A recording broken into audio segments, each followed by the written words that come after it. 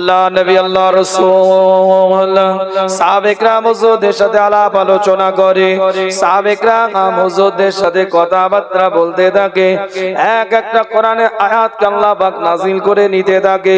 কিতাবটা খুলে দেখেন, সূরার নাম সূরাতুল আনফাল, কোরআন শরীফ 8 নম্বর সূরার 2 নম্বর আয়াতের মধ্যে আল্লাহ পাক জানিয়ে দেয়, ইন্নামাল মুমিনুনা আল্লাযী ইযা যুকিরাল্লাহ ওয়াজিলাত কুলুবুহুম ওয়া ইযা তুলিআত আলাইহিম আয়াতিহি ওয়া যাদাতুহুম ঈমানাও ওয়া আলা রাব্বিহিম ইয়াতাওয়াক্কালুন। আমি বলি না, কোরআন তার ভাষার মধ্যে দিয়ে নাম করে দেয়, ইন্নামাল মুমিনুনা আল্লাযী ইযা যুকিরাল্লাহ, প্রকৃত মুমিন তারাই, প্রকৃত ঈমানদার তারাই, প্রকৃত মুত্তাকি তারাই, প্রকৃত মুসলমান তাদেরকে বলা হবে যাদের অন্তরটা আল্লাহ আর জিকিরে কাঁপতে থাকবে, আল্লাহ জিকিরে ভাইব্রেটিং করতে থাকবে, আল্লাহ জিকিরে কম্পনিত হতে থাকবে। ওয়া ইযা তুলিআত আলাইহিম আয়াতুহু, আল্লাহ কোরআন দিয়ে জানিয়ে দেয়, দ্বিতীয় নম্বর বৈশিষ্ট্য থাকবে, তাদের সামনে যখন কোরআনের আয়াতটাকে তেলাওয়াত করা হতে থাকবে, কোরআনগুলোকে পড়া হতে থাকবে, কোরআনের আয়াতগুলোকে তেলাওয়াত করা হতে থাকবে, তাদের ঈমানের নূরটাকে, আলোটাকে, জ্যোতিটাকে আল্লাহ পাক বাড়িয়ে দিবে। তৃতীয় নাম্বার বৈশিষ্ট্য হবে, আমি বলি না, কোরআন তার ভাষার মধ্যে দিয়ে জানিয়ে দেয়, ওয়া আলা রাব্বিহিম ইয়াতাওয়াক্কালুন, তাকওয়ার উপরে মজবুত অবস্থায় থাকবে প্রকৃত মুমিন। আল্লাহ জিকিরে অন্তরটা কাঁপতে থাকবে, ভাইব্রেটিং করতে থাকবে। আজ এখানে কোরআনের আলোচনা হচ্ছে, শরিয়াতের কথা হচ্ছে, দ্বীনের কথা হচ্ছে, ইসলামের কথা হচ্ছে, আল্লাহ আল্লাহ রাসূলের কথাবার্তা হচ্ছে। প্রকৃত ঈমানদার যে হবে, প্রকৃত মুসলমান যে হবে, আল্লাহকে নেওয়ার মতন যে নিতে পারবে, মুস্তাফাকে নেওয়ার মতন যে নিতে পারবে, তাদের অন্তরটা আল্লাহ জিকিরে কাঁপতে থাকবে। ওখানে মাচায় বসে ওখানে পাবজি খেলতে পারবে না, ফ্রি ফায়ার খেলতে পারবে না, ড্রিম 11 খেলতে পারবে না, রামি সার্কেলের সাথে যুক্ত থাকতে পারবে না। প্রকৃত ঈমানদার যে হবে, ওই মাচায় বসে বসে ওই জায়গায় পাঁচিরের উপরে দাঁড়িয়ে 3জন 4জন মিলে সফটওয়্যার লুডো বেরিয়ে গেছে, সফটওয়্যার ক্যারাম বোর্ড বেরিয়ে গিয়েছে, সফটওয়্যার তৈরি হয়ে গিয়েছে, জুয়া চলছে তামাম পৃথিবী ব্যাপী, তাসের মাধ্যম দিয়ে, দাবার মাধ্যম দিয়ে, ক্যারাম বোর্ডের মাধ্যম দিয়ে, বিভিন্ন ভাবে পিকটোর মাধ্যম দিয়ে তামাম পৃথিবী ব্যাপী জুয়া চালিয়ে যাচ্ছে। প্রকৃত ঈমানদার যে হবে, তাদের অন্তরটা আল্লাহ জিকিরে কাঁপবে। প্রকৃত ঈমানদার কোশ্চিন কালেও এই মাহফিলের বাইরে কোন জায়গায় বসে শরিয়াত বিরোধী কোন কর্মের সাথে যুক্ত থাকতে পারবে না। তার অন্তরটা এই মাহফিলে আসার জন্য কম্পন করতে থাকবে, কাঁপতে থাকবে, কখন কোরআনের মাহফিলটাই গিয়ে বসবো।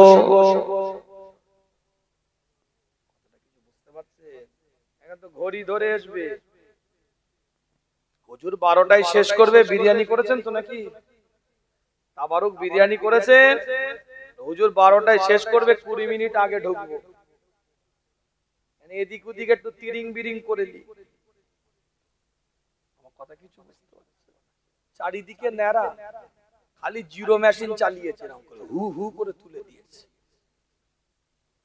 এখানটায় চুল রেখে দিয়েছে, টুপি পরে আছে, যেন মনে হচ্ছে উমরা থেকে এসেছে।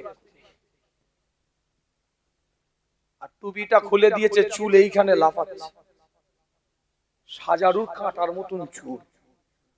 এরম ঘুরনো ঘুরনো চুলটাকে টেনে আয়রন দিয়ে ক্রিম মেরে সোজা করে এরম করে রেখে দিয়েছে। 3 রকম কালার, কি করেছি বলে হাইলাইট। এই কথা বলতে কথা ঠিক বলছি না ভুল বলছি? অবাস্তব বলছি? অত সহজ নয়। কোট টু কোট আজকে আলোচনা। প্রকৃত ঈমানদার যে হবে, তার অন্তরটা এখানে বসার জন্য কাঁপতে থাকবে, ভাইব্রেটিং করতে থাকবে। আমি বলিনি, কোরআন বলছে। এবং তারা যখন কোরআনের আয়াতটা শুনবে, তাদের ঈমানের নূরটাকে আমার আল্লাহ, আলোটাকে আমার আল্লাহ বাড়িয়ে দিবে। জোরে বলেন আল্লাহ। নবী নবী মুহাম্মদুর রাসূলুল্লাহ সাল্লাল্লাহু আলাইহি ওয়াসাল্লাম সাহাবে کرام হুজুরদের দিকে লক্ষ্য করে হুজুর আমার জিজ্ঞাসা করে, হুজুর আমার আওয়াজ দিয়ে প্রশ্ন করতে থাকে। আমার সাহাবারা সব থেকে অবাক করে দেওয়ার মতন ঈমানটা কাদের, আশ্চর্য করে দেওয়ার মতন ঈমানটা কাদের। বুখারীর riwayat বলছি, মুসলিমের riwayat বলছি, মুত্তাফাকুন আলাইহি হাদিস দ্বারা প্রমাণিত। কোন ছোট কিতাবের গল্প আপনাদের খিদমতে নয়, একাধিক হাদিসের কিতাবের মধ্যে এই হাদিসটাকে সহিহ বলে বিবেচনা করা হয়েছে। আল্লাহর নবী নবী মুহাম্মদুর রাসূলুল্লাহ সাল্লাল্লাহু আলাইহি ওয়াসাল্লাম জানিয়ে দেয়, পরিষ্কার অক্ষরে লেখা আছে, আল্লাহর রাসূল এলান করে দিচ্ছে, তোমাদেরকে প্রশ্ন করলাম সব থেকে অবাক করে দেওয়ার মতন, আশ্চর্য করে দেওয়ার মতন ঈমানটা কাদের, অবাক করে দেওয়ার মতন ঈমানটা কাদের। সাহাবে کرام হুজুররা বলে, আল্লাহ পাকের ফেরেশতাদের ঈমান সব থেকে অবাক করে দেওয়ার মতন ঈমান। আল্লাহ পাকের ফেরেশতারা যারা সর্বক্ষণ সর্ব অবস্থায় রবের দরবারে তাসবিহ পড়ে, আল্লাহ কোরআন দিয়ে বলছে, নাহনু নুসাব্বিহু বিহামদিকা ওয়া নুকাদ্দিসু লাক। পরিষ্কার কোরআন তার ভাষার মধ্যে দিয়ে জানিয়ে দেয়, যখন মানব জাতটাকে আল্লাহ পাক তৈরি করার মন স্থির করলেন, ইন্নী জাইলুন ফিল আরদি খলিফা, আল্লাহ পাক যখন মানব জাতকে তৈরি করার জন্য মন স্থির করলেন, সঙ্গে সঙ্গে ফেরেশতারা বললেন, আল্লাহ পাকের দিকে তাকিয়ে, আমি বলছি না, কোরআন বলছে যে আমরা তো আপনার প্রশংসা করি, আমরা কি আপনার প্রশংসার জন্য যথেষ্ট নয়? নাহনু নুসাব্বিহু বিহামদিকা ওয়া নুকাদ্দিসু লাক, আমরা কি আপনার প্রশংসার জন্য যথেষ্ট নয়? ওই ফেরেশতারা রবের দরবারে সর্বক্ষণ সর্ব অবস্থায় আল্লাহর প্রশংসার মধ্যে লিপ্ত থাকে, আল্লাহর জিকিরের মধ্যে লিপ্ত থাকে, আল্লাহর তাসবিহের মধ্যে লিপ্ত থাকে, আল্লাহকে স্মরণের মাধ্যম দিয়ে লিপ্ত থাকে, সব সময় রবের ইয়াদ করতে থাকে, মাওলার ইয়াদ করতে থাকে। আল্লাহর নবী নবী মুহাম্মদুর রাসূলুল্লাহ সাল্লাল্লাহু আলাইহি ওয়াসাল্লামে ফেরেশতারা বলতে থাকে, আল্লাহর নবী আল্লাহর রাসূলের দিকে লক্ষ্য করে সাহাবারা বলতে থাকে, সব থেকে অবাক করে দেওয়ার মতন ঈমান, সব থেকে আশ্চর্য করে দেওয়ার মতন ঈমান আল্লাহ পাকের ফেরেশতাদের ঈমান। আল্লাহর নবী জানিয়ে দেন, তাদের ঈমান আবার অবাক করার কি আছে, আশ্চর্য করার কি আছে? তারা তো সর্বক্ষণ রবের খুব নিকটে নিকটে থাকে, কাছে কাছে থাকে, এতে আবার অবাক করার মতন কি আছে? ঈমান তো তারা আনবে, আশ্চর্য হওয়ার ঈমান আবার কি আছে তাদের? আল্লাহর রাসূল নবী করিম সাল্লাল্লাহু আলাইহি ওয়াসাল্লাম হুজুর আমার দ্বিতীয়বার আবার সাহাবাদের দিকে লক্ষ্য করে জিজ্ঞাসা করে, আমার সাহাবারা সব থেকে অবাক করে দেওয়ার মতন ঈমানটা কাদের? আল্লাহর নবী নবী মুহাম্মদুর রাসূলুল্লাহ সাল্লাল্লাহু আলাইহি ওয়াসাল্লামের সাহাবারা বলে, হুজুর যখন ফেরেশতাদের ঈমান আশ্চর্য নয়, তাহলে আল্লাহ পাকের নবী আলাইহিস সালাতু ওয়াস সালামদের ঈমান সব থেকে অবাক করে দেওয়ার মতন ঈমান। আল্লাহ পাকের নবী, আল্লাহ পাকের রাসূল, আল্লাহ পাকের পয়গম্বর, আল্লাহ পাক তাদের উপরে আসমানি সাইফাগুলোকে নাজিল করেছে। আল্লাহ তাদের উপরে আসমানি কিতাবগুলোকে নাজিল করে দিয়েছে, তাওরাত, ইনজিল, জাবুর, আসমানি কিতাবগুলোকে নাজিল করে দিয়েছে। তাদের ঈমান সব থেকে অবাক করে দেওয়ার মতন ঈমান আল্লাহ নবী আল্লাহর রাসূল জানিয়ে দেয়। হাদিস বলছি, কোন ছোটি কিতাবের গল্প নয়, হুজুর এলান করে দিলেন, না তাদের ঈমান অবাক করার মতন ঈমান নয়, আশ্চর্য করার মতন ঈমান নয়।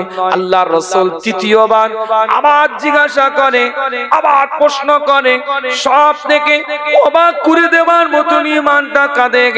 আশ্চর্য করে দেওয়ার মতন ঈমানটা কাদের?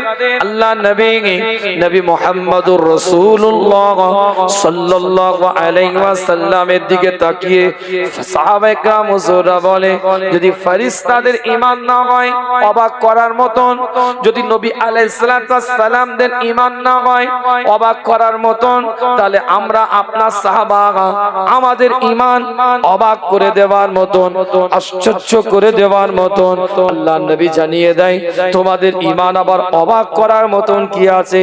তোমরা খোদ আমি নবী আমাকে কাছাকাছি দেখতে পাচ্ছ, আমি রাসূল আমাকে দেখা যায়, তোমরা আমাকে দেখার পরে জঙ্গলের হিংস্র জন্তুগুলো সিজদা দেয়, আমি রাসূল আমার এত নিকটে তোমরা দেখো, আমি যখন রাস্তা দিয়ে হেঁটে হেঁটে যাই আসমানের মেঘগুলো আমার উপরে ছায়া করে, তোমরা দেখতে পেয়েছো সেটা? আমি চন্দ্রের দিকে ইশারা করেছি, চন্দ্র দ্বিখণ্ডিত হয়ে গিয়েছে, সচক্ষে তোমরা দেখেছো, আইনুল ইয়াকিন তোমাদের। আমি নবী সূর্যের দিকে ইশারা করেছি, সূর্য পুনরায় নামাজের জন্য আলীর ওয়াক্তের ব্যবস্থা করে দিয়েছে। এটা আবার তোমাদের ঈমান অবাক করার কি আছে? তোমরা এত কাছ থেকে আমি নবী আমাকে দেখেছো, আমি রাসূল আমাকে দেখেছো, তোমরা ঈমান আনবে না তো কারা ঈমান আনবে? এতে আবার অবাক করার কি আছে? আশ্চর্য করার কি আছে তোমাদের ঈমান? আল্লাহ নবী সাহাবারা বলে, হুজুর বিয়াদবি ক্ষমা করবেন, হুজুর বিয়াদবি মাফ করবেন, হুজুর আপনি বলে দিন কাদের ঈমান সবথেকে অবাক করে দেওয়ার মতন, কাদের ঈমান সবথেকে আশ্চর্য করে দেওয়ার মতন? আল্লাহর নবী নবী মুহাম্মদুর রাসূলুল্লাহ সাল্লাল্লাহু আলাইহি ওয়াসাল্লাম জানিয়ে দেয়, সবথেকে অবাক করে দেওয়ার মতন ঈমান, আশ্চর্য করে দেওয়ার মতন ঈমান আমার আখেরি জামানায় কিছু উম্মতি হবে যারা আমাকে দেখবে না, আমার উপরে ঈমান আনবে, আমাকে দেখবে না, আমাকে রাসূল বলে মেনে নিবে, আমাকে দেখবে না, আমাকে পয়গম্বর বলে স্বীকারোক্তি দিবে, আমাকে দেখবে না, আমাকে শেষ নবী আখেরি নবী খাতামান নবিয়্যিন বলে আওয়াজটা দিবে, আমাকে দেখবে না, আমাকে নবী রাসূল পয়গম্বর বলে স্বীকারোক্তি দিয়ে দিবে, बिन देखे मुझ पर ईमान लाएंगे, আমাকে না দেখে যারা ঈমান নিয়ে এসেছে তাদের ঈমান সবথেকে অবাক করার মতো, আশ্চর্য করে দেওয়ার মতন ঈমান আমি রাসূল এলান করে দিলাম।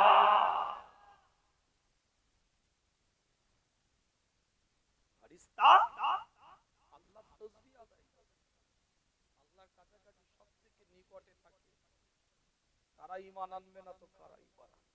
এই কথা বুঝতে পারছেন কিছু? নবী আলাইহিস সালাতু ওয়াস সালাম তাদের উপরে আল্লাহর ওহী নাযিল হচ্ছে, আল্লাহর কথা তাদের কাছে আসছে, তাদের ঈমান আবার অবাক করার কি আছে? আশ্চর্য করার কি আছে? সাহাবা তোমরা আমার, তোমরা তো সচক্ষে রাসূল দেখছো, নবী দেখছো, এত মুজিজা দেখছো আমার। হাদিস বলছি বুখারীর riwayat, আবু দাউদের riwayat, তিরমিজির riwayat, ইবনে মাজাহর riwayat, মুসলিমের riwayat বলছি, ছোট কিতাবের গল্প বলছি না। তোমরা ঈমান আনবে না তো কারা ঈমান আনবে? কিন্তু সবথেকে অবাক করে দেওয়ার মতন ঈমান যারা আমাকে দেখলো না আমি রাসূল আমার উপর ঈমান নিয়ে আসে। जो मुझको नहीं देखा फिर भी ईमान ले आए, सिर्फ सोना ऐसा मुखरा था, सिर्फ जाना ऐसा चलते थे, मुस्तफा ऐसा खाते थे, ऐसा चलते थे, ऐसा मुखरा था, सिर्फ सोना सुनकर ईमान लेकर आए, नहीं देखा फिर भी ईमान लेकर आए। না দেখে যারা আমার উপরে ঈমান আনছে। ছোট্ট একটা কথা বলি আপনাদের খেদমতে, কিতাবটা খুলে দেখেন, পরিষ্কার অক্ষরে লেখা আছে বাদশা হারুন আর রশিদের স্ত্রী জুবাইদা বেগম সি বিচের মধ্যে ঘুরে বেড়াচ্ছে স্বামীর হাত ধরে। বাদশা সম্রাট হারুন আর রশিদের স্ত্রী জুবাইদা বেগম স্বামীর দিকে তাকিয়ে বলে, সি বিচের মধ্যে লক্ষ্য করে, সমুদ্রের পাড়ের মধ্যে দূর থেকে লক্ষ্য করে, বাদশাহ হারুন আর রশিদের যুগে একজন বিখ্যাত মানুষ ছিলেন, ফকির দরবেশ বাহলুল মাজজুব। তাকে দেখতে পেয়ে স্ত্রী বলে, ওই দেখো বাহলুল মাজজুব ফকির ওখানে বালির মধ্যে কি যেন একটা নকশা করছে, চলো একটু দেখি। হারুন আর রশিদ বলে, ওখানে গিয়ে কি হবে, আসো আমরা গল্প করি। স্ত্রী জুবাইদা বেগম বলেন, না একটু দেখবো ফকির কি করে, দরবেশ কি করে, ওই বাহলুল মাজজুব কি করে, একটু দেখবো আমি। জুবাইদা বেগমকে সঙ্গী করে নিয়ে গিয়েছে বালির উপরে, সি বিচের মধ্যে সমুদ্রের ধারে। বাহলুল মাজজুবকে দেখে লক্ষ্য করে, বাহলুল মাজজুবের দিকে তাকিয়ে লক্ষ্য করে দেখে জুবাইদা বেগম বালি দিয়ে একটা ঘর তৈরি করছে। আওয়াজ দিয়ে প্রশ্ন করেছে, क्या कर रहे हो? বাহলুল মাজজুব এলান করে, जन्नत में घर बना रहा हूं, बिकते हो? बोले हाँ बिकता हूं। कीमत कितना? 10 দিনার। হাতের মধ্যে 10 দিনার দিয়েছে, সমুদ্রের পানিতে 10 দিনারকে ভাসিয়ে দিয়ে বালির মধ্যে ঘরের নকশাটা ভেঙে দিয়ে আওয়াজ দিয়ে জুবাইদা বেগমকে বলে, तेरा घर जन्नत में बन गए। হারুন আর রশিদ বলছে, এই জন্য মানা করেছি 10 দিনার সমুদ্রে ফেলে দিয়ে ওই আপনার কি বলে বালির ঘর ভেঙে দিয়ে বলছে, तेरा घर जन्नत में बन गए। শালা কি করার জায়গা পায়, চল চল ওকে রাখ। এই জন্য মেয়েদের বুদ্ধি বলে, যেটা বলে সেটা বলছি বলে ঘরে নিয়ে চলে গেছে। হারুন আর রশিদ রাতের অন্ধকারে ঘুমিয়ে আছে, স্বপ্নের মধ্যে দেখতে পাচ্ছে একটা জান্নাতে বিশাল অট্টালিকা তৈরি হয়েছে। সে অট্টালিকার উপরে, বাড়ির উপরে, বাংলোর উপরে, বিল্ডিং এর উপরে, হাউসের উপরে লেখা হয়েছে বাইতে জুবাইদা, জুবাইদা প্যালেস। বাদশা হারুন আর রশিদ স্ত্রীর হাতটা ধরেছে, বলে চলো। কোথায়? এই রাত্রিতে? বলে বাহলুল মাজজুব। বাহলুল মাজজুবের কাছে এসেছে ওই গভীর রাত্রিরেও, আবার বালি দিয়ে ঘর করছে। জিজ্ঞেস করছে, क्या कर रहे हो? जन्नत में घर बना, बिकते हो? कीमत कितना?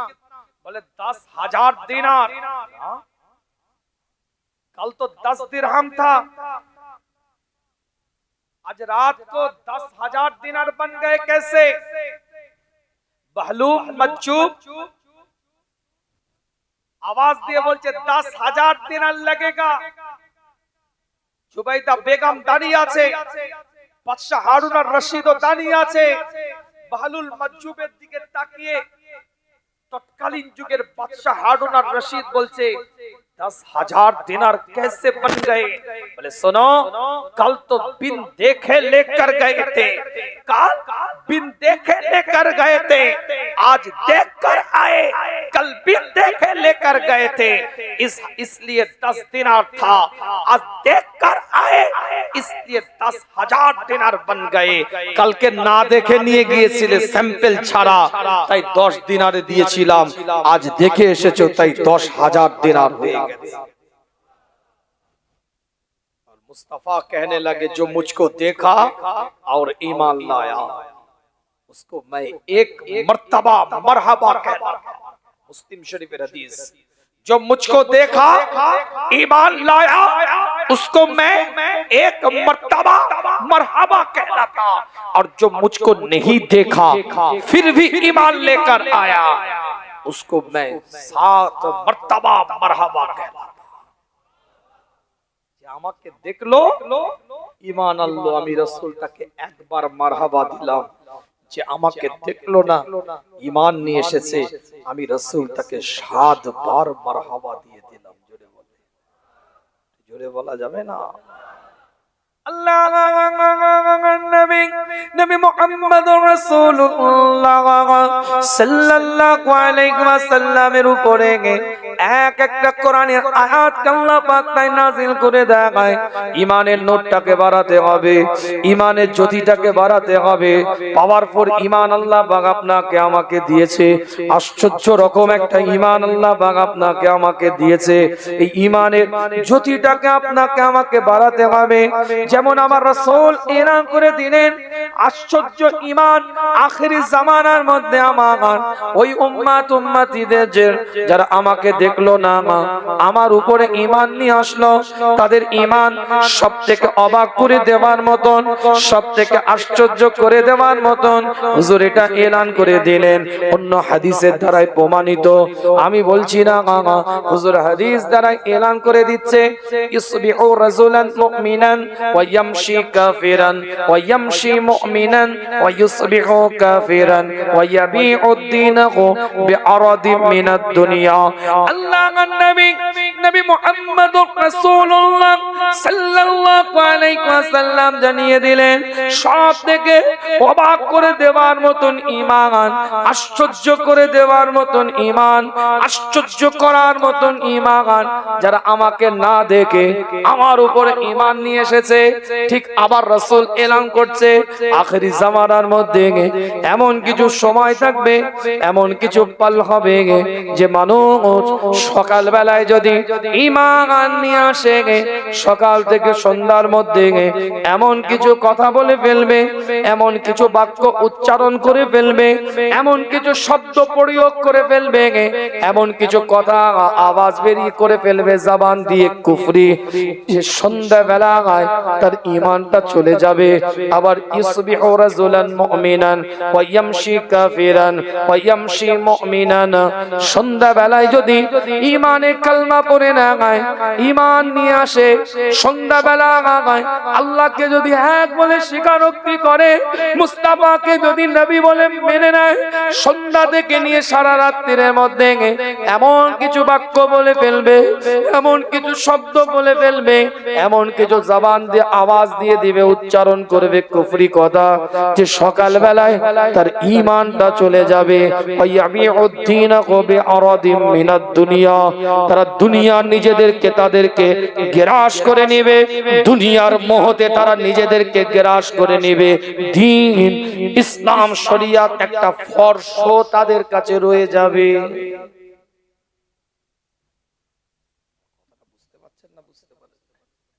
যে রাসূল বললেন সবথেকে অবাক করার ঈমান কাদের, একটু কথা বলতে হবে, খুব টার্নিং পয়েন্ট এটা আলোচনা। এখানটা যদি বুঝতে না পারেন মূল বিষয় বুঝতে পারবেন না। কি মনে হচ্ছে আমি কি ফাঁকি মেরে চলে যাওয়ার লাইনে ওয়াজ করছি নাকি, না খেটে খুঁটে কিছু বোঝাবার জন্য বলছি কথা?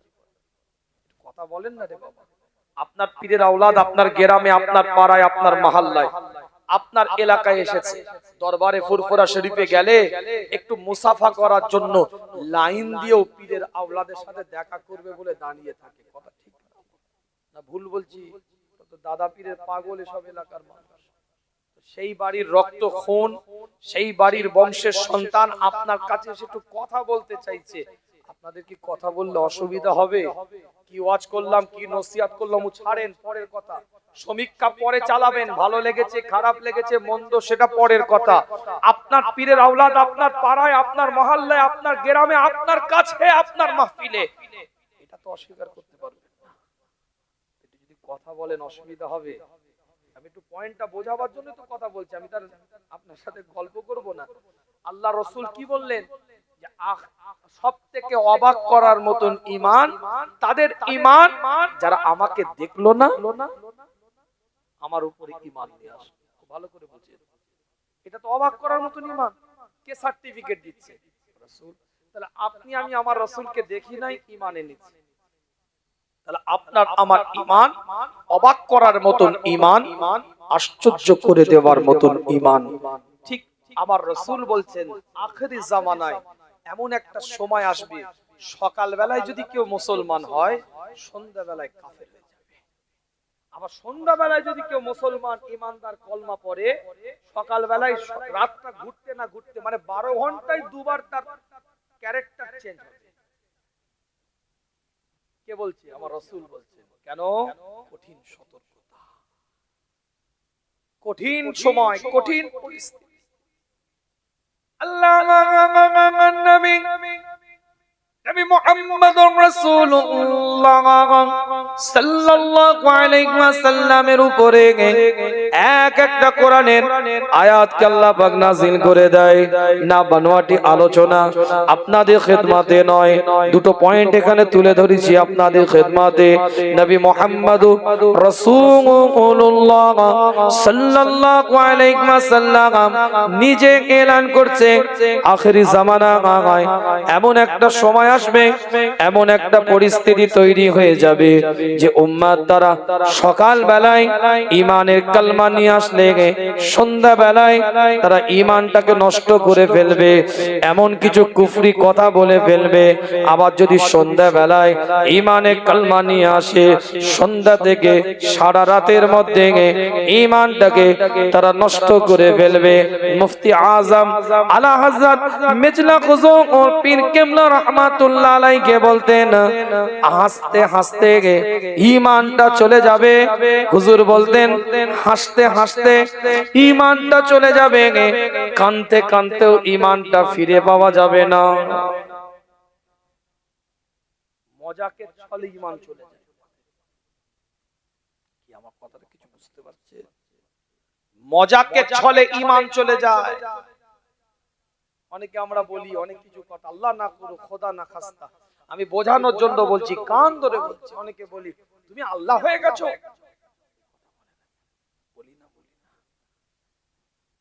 কিছু হয়তো কথা সে বলে ফেলেছে, একটা কথা প্রসঙ্গে একটা কিছু আলোচনা হচ্ছিল, এ ব্যক্তি কাউন্টার করতে গিয়ে বলছে তুমি আল্লাহ হয়ে গেছো, চলে গেল। আল্লাহ কুল হুয়াল্লাহু আহাদ, ফিনিশ। কোন শরীক করা যাবে না, কোন তুলনা করা যাবে না। হাসতে হাসতে ঈমানটা চলে যাবে। নবী মুহাম্মদুর রাসূলুল্লাহ সাল্লাল্লাহু আলাইহি ওয়াসাল্লাম কোরআনের ভাষায় জানিয়ে দিচ্ছে, ইয়া আইয়ুহাল্লাযীনা আমানুত্তাকুল্লাহা হাক্কা তুকাতিহি ওয়া লা তামুতুন্না ইল্লা ওয়া আনতুম মুসলিমুন। আল্লাহ কোরআন দিয়ে জানিয়ে দেয়, এই ঈমানদারেরা তোমরা আল্লাহকে ভয় করো, ভয় করার মতন ভয় করো, আল্লাহকে ভয় করো, ভয় করার মতন ভয় করো, ওয়ালা তামুতুন্না ইল্লা ওয়া আনতুম মুসলিমুন। যতক্ষণ পর্যন্ত তোমরা মুসলমান না হবে তোমরা মৃত্যুবরণ করো না, মুসলমান না হয়ে তোমরা মৃত্যুবরণ করো না। এখন মুসলমান কখন হব, এর জন্য কি আজরাইল দাঁড়িয়ে থাকবে? তুই কলমা পড়, তারপরে তোর জান কবজ করব বলবে। আচ্ছা ঠিক আছে, একটু সময় দিচ্ছি, তুই তওবা করে নে, তারপরে দেখছি ভাইয়ের সম্পত্তি ঝেড়েছিলিস, একটু যা মাপ চেয়ে নে, বোনের হক দিসনি, যা মাপ চেয়ে নে। ক্ষমতা পাওয়ার আধিপত্য, স্ট্যাটাস, লোকবল, জনবল দেখিয়েছিলিস, ক্ষমতাকে অপব্যবহার করেছিলিস। একটা দাদার থাবা পিছনে ছিল, সিনা 56 ইঞ্চি করে ঘুরে বেরিয়েছিলিস। 2.5 ফুটের ঢালাই রাস্তায় 1.5 ফুট চাল বের করেছিলিস। 3 ফুটের ঢালাই রাস্তায় বালির বস্তা জড়ো করে রেখে দিয়েছিলিস। 3 ফুটের ঢালাই রাস্তায় পাথরের বস্তা, ইট, আপনার লাঠিগুলো, আপনার লাকড়িগুলো, কাঠগুলো রেখে দিয়েছিলিস। যাদের হাঁটতে কষ্ট দিয়েছিলিস, যাদেরকে ব্যথা দিয়েছিলিস, যাদের উপরে অবিচার করেছিলিস, যা তাদের কাছে মাপ চেয়ে আগায়। আমি আজরাইল একটু চা খাচ্ছি তোর ঘরে,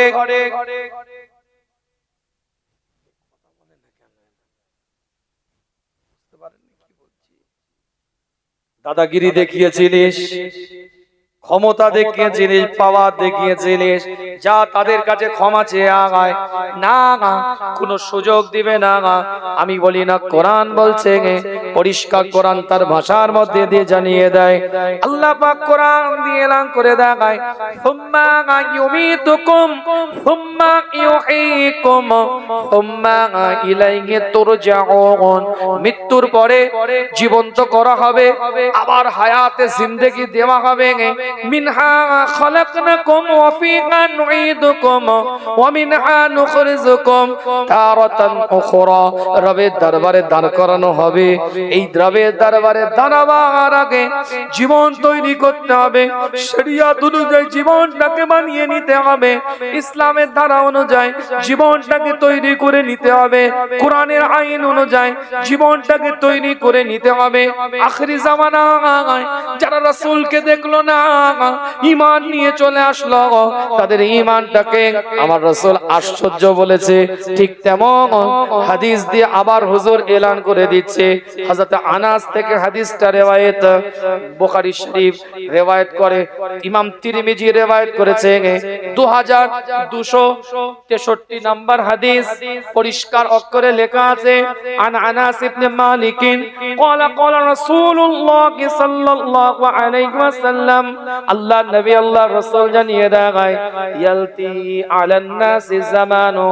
আল্লাহ রাসূল এলান করে দিচ্ছে, মানুষের সামনে এমন একটা জামানা আসবে, এমন একটা পরিস্থিতি আসবে, আস-সাবিরু ফীহিম আলা দীনিহি কাল কাবিদি আলাল জামরি। আল্লাহ নবী আল্লাহ রাসূল জানিয়ে দিচ্ছে, মানুষের কাছে এমন একটা সময় আসবে যেমন হাতের মধ্যে কয়লা আগুন রাখাটা কষ্টকর, তার থেকেও কষ্টকর হবে মানুষ দিনের উপরে দাঁড়িয়ে থাকাটা, ইসলামের উপরে দাঁড়িয়ে থাকাটা, কোরআনের আইনের উপরে দাঁড়িয়ে থাকাটা, নবীর তরিকা অনুযায়ী নিজেকে পরিচালিত করা হাতের মধ্যে আগুন রাখার থেকেও বেশি কষ্ট হয়ে যাবে। আমরা পার্সেন্টেজ মুসলমান হয়ে গেছি, কিছু মনে করবেন না, বাস্তব কথা বলছি, পার্সেন্টেজ মুসলমান। আর বক্তা যা শ্রোতা চাইছে আমি বক্তা তাই দিচ্ছি, এটাই শরিয়ত বিরোধী। আসুন আপনি আমার কাছে বসুন, যুগ উপযোগী আলোচনা নয় বক্তাদের, বর্তমান প্রেক্ষাপটের উপরে আলোচনা নয়। আমি বক্তা, আমি বক্তৃতা দিচ্ছি, মানুষ যেটা খাচ্ছে সেটাই বলছি। মানুষ রাজনৈতিক আলোচনা পছন্দ করছে, একটু গরম গরম বক্তব্য, ইনাকে একটু খুলে নিয়েছে উনার পিছনে ফিট করে দিতে হবে, উনাকে ঠেকিয়ে নিয়েছে ইনাকে লাগিয়ে দিতে হবে, সমাজে ভাইরাল। আর ইউটিউবারদের মাশাআল্লাহ বাজার, আর কাটিং কুটিং করে 1.5 মিনিট ইনার থেকে 2 মিনিট উনার থেকে মাঝখানে একটা বাঁশ লাগিয়ে দিয়ে বড় ভাঁড় ফাটিয়ে দিলে আরো ভাইরাল।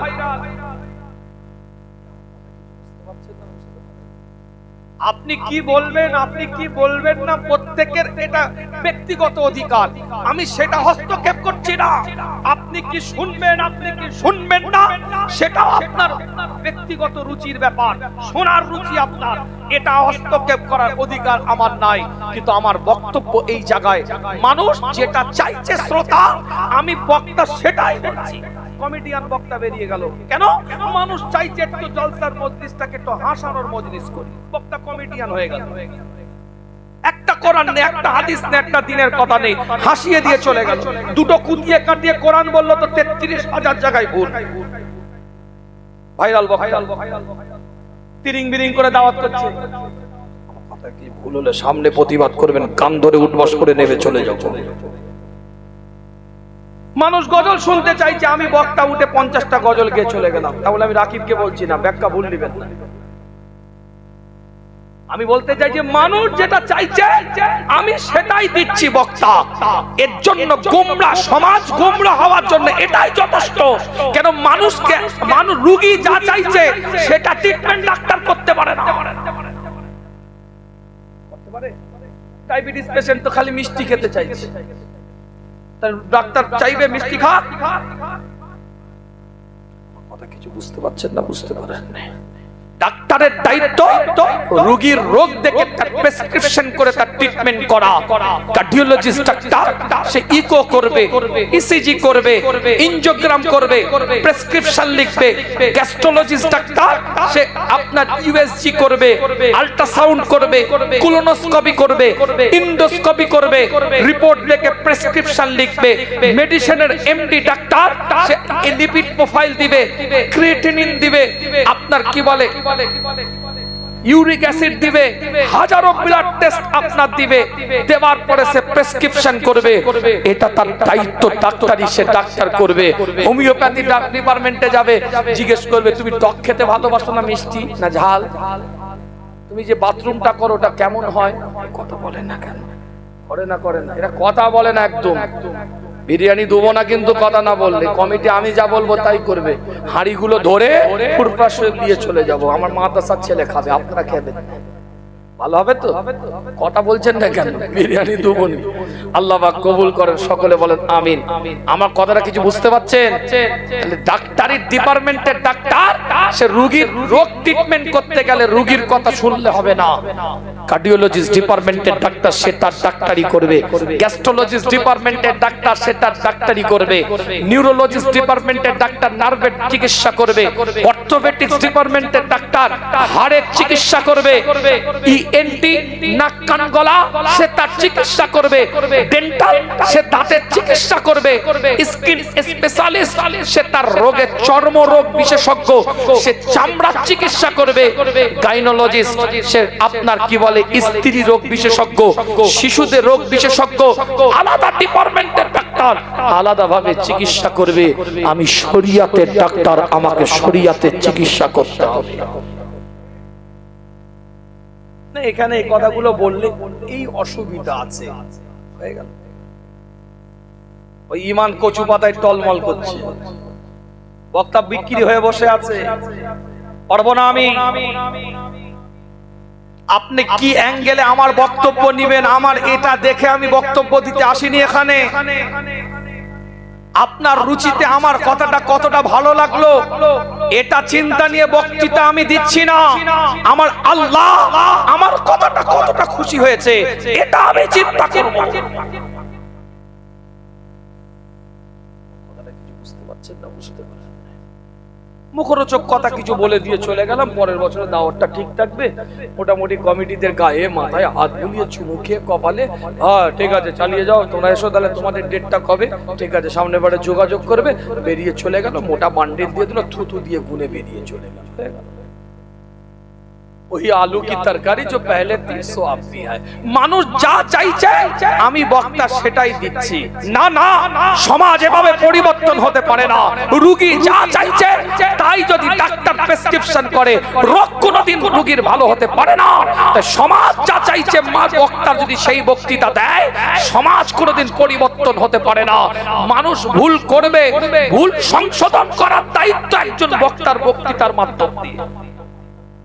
সেখানে তিক্ততা আসবে, সেখানে মুখটা একটু বেগুল পোড়া হবে, সেখানে একটু চুলকানিতে মহলম লাগলে চিরচিরিনি ভাব লাগবে, সেখানে সবারই মন জয় করা যাবে না।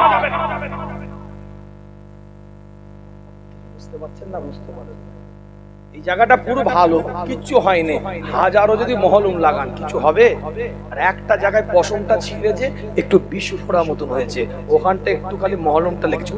কি দিচ্ছি দে,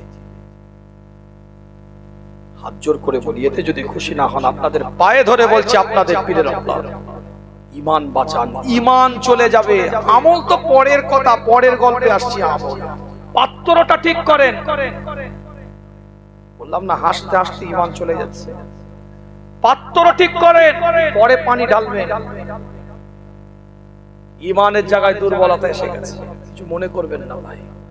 কুফরি আকীদা এসে গেছে আমাদের আকীদার মধ্যে, শরিয়ত বিরোধী আকীদা এসে গেছে আপনার আমার চিন্তার মধ্যে। আস্তাগফিরুল্লাহ, নাউযুবিল্লাহ, আল্লাহ মাফ করে। এখান থেকে বেরিয়ে আসতে হবে। তাই হুজুর বলছে আখেরি জামানার পরিস্থিতিটা কেমন হবে? একটা মানুষ ইমানদার, ইমানি হালাতে দ্বীনের উপরে, শরিয়তের উপরে দাঁড়িয়ে থাকাটা ততটাই কষ্ট হয়ে যাবে যতটা একজন আগুনের গোলা হাতে নিয়ে থাকাটা কষ্টকর। আল্লাহ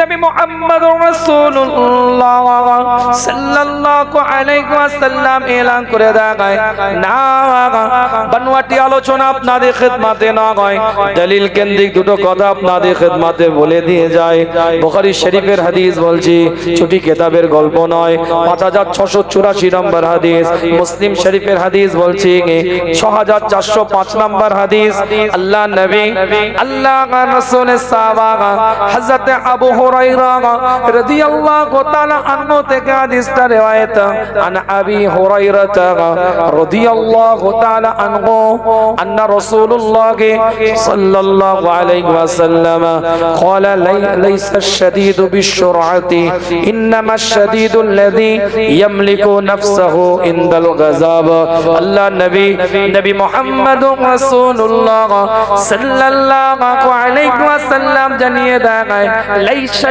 শাদীদু বিশুরআতি ইন্নামা শাদীদুল্লাযী ইয়ামলিকু নাফসাহু ইনদাল গাযাব আল্লাহ নবী জানিয়ে দেন কুস্তিগিরি করে যারা কুস্তি করতে করতে জয়লাভ করেছে কুস্তিগিরি লড়াই করতে করতে লড়াইয়ের ময়দানে জয়লাভ করে গিয়েছে এটা প্রকৃত জয় নয় প্রকৃত বাহাদুরের পরিচয় নয় প্রকৃত ক্ষমতাশীলের পরিচয় নয় যে ব্যক্তিটা নিজের নফসের সাথে নিজের অন্তরের সাথে নিজের দিলের সাথে জিহাদ করলো রাগটাকে নিয়ন্ত্রণ করলো এবং নিজের নফসের সাথে জিহাদ করলো এবং ওই জিহাদে জয়ী হয়ে গেল আল্লাহর দরবারে প্রকৃত বাহাদুরের খাতায় আল্লাহ তার নামটাকে লিখে দিল অন্তর বলছে পাশের বাড়ি আমার ভাই সবে মাত্র একটা ভেরি নিয়েছে তাই মার্বেল করে ফেললো টাইস করে ফেললো ফল সিলিং করে ফেললো 4 চাকা গাড়ি নিয়ে ঘুরছে এত টাকা এত অর্থ এত সম্পদ নফস বলছে হিংসার মনোভাব তৈরি করে দিচ্ছে কিন্তু এই হিংসার মনোভাব থেকে আপনি নিজের নফসকে যখন কন্ট্রোল করবেন আমি যখন নিজের নফসটাকে কন্ট্রোল করতে পারবো না সে তাকে আল্লাহ পাক দিয়েছে আল্লাহ তাকে নিয়ামত দিয়েছে আমাকে আল্লাহ পাক নিয়ামত দিবে যে হালে আল্লাহ আমাকে রেখেছে সেই হালে আমি খুশি এইভাবে যদি নিজের নফসটাকে কন্ট্রোল করতে পারেন এই জিহাদ হিংসা না করে পরচর্চা না করে পরনিন্দা না করে গীবত না করে মানুষের সাথে ধোঁকাবাজি ফেরেববাজি চিন্তা ভাবনায় না গিয়ে যদি নফসটাকে যদি আমি কন্ট্রোল করতে পারি প্রকৃত যদি কন্ট্রোলের জায়গা যদি তৈরি করতে পারি আল্লাহ পাক কবুল করে নিবে নিয়ামতের দ্বারাই পরিপূর্ণ করে এক একটা বান্দাকে ওলি বানিয়ে দিবে বাহাদুরের খাতায় আল্লাহ পাক নামটাকে লিপিবদ্ধ করে দিবে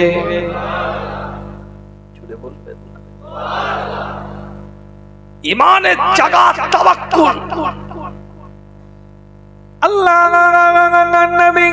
নবী মুহাম্মদ রাসূলুল্লাহ সাল্লাল্লাহু আলাইহি ওয়াসাল্লামের উপরে আয়াতটাকে আল্লাহ নাযিল করলেন সূরা আনফাল থেকে যেটা বলছিলাম শেষ লগ্নে আল্লাহ কোরআনের মধ্যে বলছেন ওয়া আলা রাব্বিকিম ইয়াতাওয়াক্কালুন তাকওয়া যারা অবলম্বন করলো তাওয়াক্কুলের জায়গা যারা তৈরি করলো আল্লাহর উপরে যারা তাওয়াক্কুল করে নিল কিতাবটা খুলে দেখেন আল্লাহ পাক কাবা বাইতুল্লাহ একটা মহিলা তাওয়াফ করছে ইন্না আউওয়ালা বাইতি উদিয়া লিন-নাস লাল্লাযী বিবাক্কাতা মুবারাকান ওয়া হুদান লিল-আলামিন সূরা আল ইমরান 3 নম্বর সূরা 96 নম্বর আয়াতটা খুলে দেখেন প্রথম ঘর ইসলামের শরীয়তের পৃথিবীর প্রথম ঘর কাবা বাইতুল্লাহ যেটা মানব জাতির জন্য আল্লাহ বরাদ্দ করে দিয়েছে লাল্লাযী বিবাক্কাতা যেটা মক্কার মধ্যে অবস্থিত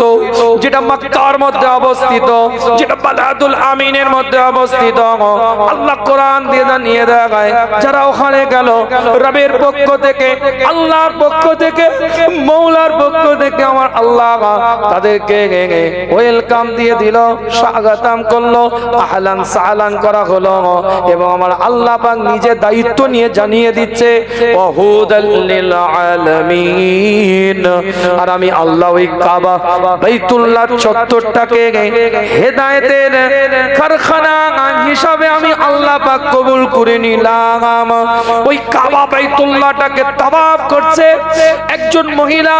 আল্লাহ কাবা বাইতুল্লাহটাকে তাওয়াফ করে, আল্লাহ পাকে কাবা বাইতুল্লাহ তাওয়াফ করতে করতে আল্লাহ পাকে হযরত আসওয়াদে চুম্বন দেয়, রুকনে ইয়ামিনের পাশ দিয়ে হাঁটে, মুনতাজিমের সামনে দাঁড়িয়ে দুটো হাত তুলে আল্লাহর কাছে দোয়া চাইতে থাকে, ফরিয়াদ করতে থাকে, কাবার দিকে তাকায়, আল্লাহকে বলতে থাকে হে রব্বে আল্লাহ, হে মাওলা, হে পরওয়ারদিগার বেনিয়াজ, হে খোদা, আপনি যে হালে আমাকে রেখেছেন সেই হালে আপনার উপরে আমি খুশি, আপনি যে হালে আমাকে রেখেছেন সেই হালে আপনার উপরে আমি রেদামন্দি।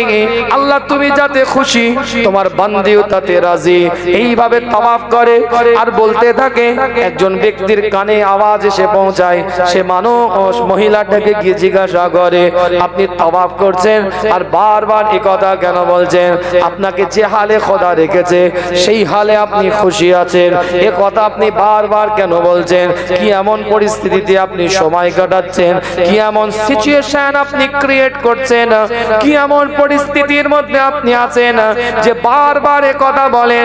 আল্লাহ আপনি যে হালে আমাকে রেখেছেন সেই হালে আপনার উপরে আমি খুশি আছি, এ কথা বারবার বলার কারণ কি? আল্লাহ পাকের বান্দী কাবা বাইতুল্লাহ তাওয়াফ করতে করতে বলে আমি তাওয়াফ শেষে আপনাকে সম্পূর্ণ কথা বলি। তাওয়াফ শেষ করেছে আল্লাহ পাকে কাবা বাইতুল্লাহ তাওয়াফ শেষ করার পরে ওই জায়গায় দাঁড়িয়ে মাকামে ইব্রাহিমকে সামনে রেখে সুন্নাতুল তাওয়াফ নামাজ আদায় করেছে। টুকটুক করে ওই ব্যক্তির কাছে গিয়ে বলতে থাকে আমি এক সময় রান্না চালার মধ্যে উনুন জ্বালিয়ে রান্না করছিলাম, আমার ছোট্ট বাচ্চাটা আমার কোলের মধ্যে বসা, আমার দুই বাচ্চা আরো বড়, তারা ঘরের মধ্যে খেলা করে। আমাদের পরিবারে কিছুদিন আগে একটা বকরি জবা করা হয়েছিল, সেই বকরি জবা করার দৃশ্যটা আমার দুই সন্তান দেখেছে, তারা একে অপরের মধ্যে খেলা করছিল। হঠাৎ করে আমি একটা আওয়াজ শুনতে পেলাম, আমি আমার ছোট্ট বাচ্চাটাকে ওই রান্নাঘরে রান্নাশালের মধ্যে রেখে আমি ঘরের মধ্যে প্রবেশ করলাম। আমি লক্ষ্য করে দেখি আমার বড় ছেলেটা আমার মেজ ছেলেটার গলার মধ্যে ছুরিটা চালিয়ে দিয়েছে, রক্তাক্ত অবস্থায় মৃত সন্তান জমিনের মধ্যে পড়ে আছে। আমি বড় ছেলেটাকে খুঁজতে বেরোলাম, কোথায় গেল, ভয়ে কোন জায়গায় আবার ছুটে চলে গেল, এই চিন্তায় আমি খুঁজতে বেরোলাম। লক্ষ্য করে দেখি আমাদের পরিবারে যেখানে একটা কাঠ রাখা থাকে, লাকড়ি রাখা থাকে, সে কাঠের জায়গায় লাকড়ি রাখার জায়গা আমার বড় ছেলেটা গিয়ে লুকিয়েছে। দূর থেকে লক্ষ্য করি, কাছে গিয়ে দেখি আমার বড় ছেলেটাকে ওই কাঠের ফাঁকে থাকা বিষাক্ত সাপ গিয়ে দংশন করেছে। ওখানে মৃত অবস্থায় পাই দুই বাচ্চা মৃত অবস্থায়।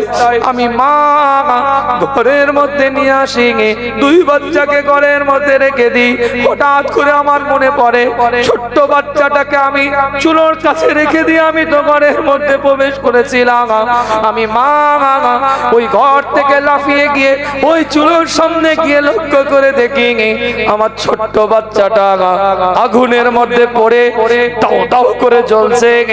আমি মা আমার চোখের সামনে তিন বাচ্চাকে গোসল দিতে দেখেছি, কাফন পরাতে দেখেছি, খাটিয়াতে তুলতে দেখেছি, জানাজা পড়াতে দেখেছি, কবরস্থ করাতে দেখেছি।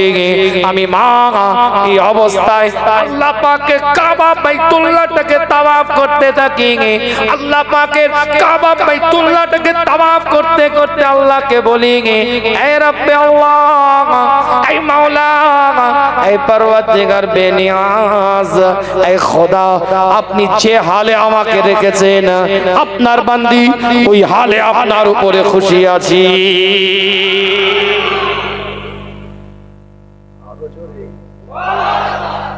এটা ঈমান, এটাই তাওয়াক্কুল।